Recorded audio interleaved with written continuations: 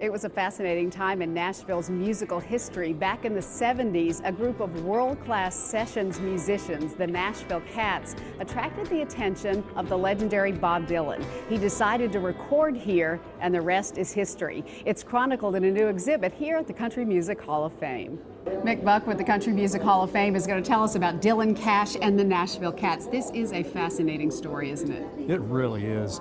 And there are so many layers to it that we hope we've done justice to. So it starts with the life of Dylan and how he came to Nashville to record back in the 60s. Right. And the fact that when he came here in 1966 to record for the first time, at that point he was already established as basically a musical, cultural icon and kind of a songwriting god. So where he led, others tended to follow.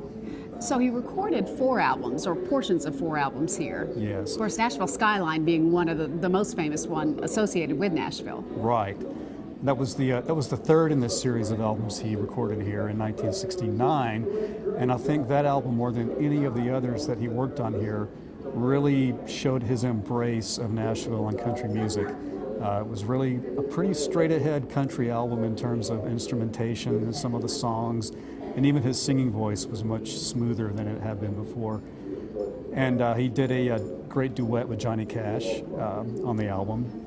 And as I'm sure you know, the back cover of the album is a shot of the Nashville skyline in 1969.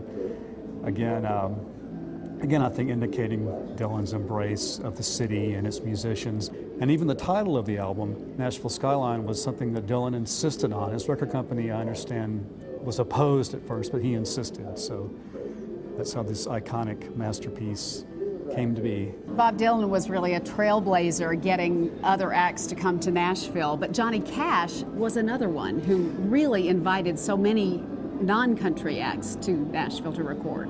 Exactly. You know, so many of the non-country acts that came here from other cities and other countries even were really coming here in the wake of Dylan and his success and following his example and wanting to capture some of that magic in the studios. But in 1969, Cash's network TV show began, and a lot of the acts who were either here in town to record already were invited by Cash to be on his show. People like Neil Young and Linda Ronstadt and so on. Or they came here specifically to be on the show and ended up maybe hanging around and making landmark albums. We just happened to find co-curator Pete Finney here showing the exhibit to a friend. You love this, don't you? Of course. Yeah. What do you find most fascinating about it?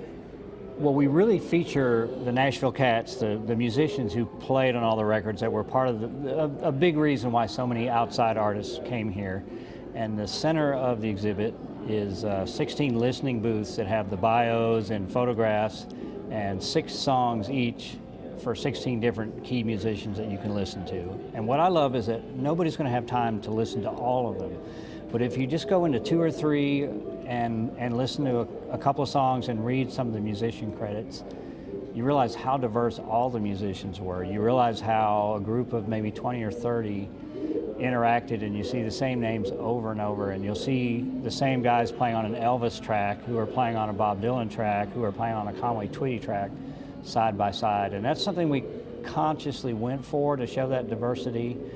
And I think it really, really works in a good way. That's what struck me today. Yeah, this is so interesting. I think you'll definitely want to come and take advantage of this. Mick, thanks so much for giving us a tour. You're very welcome. All right, it's called Dylan, Cash, and the Nashville Cats. Just one of the great things you can see at the Country Music Hall of Fame. Get all the details online at countrymusichhalloffame.org.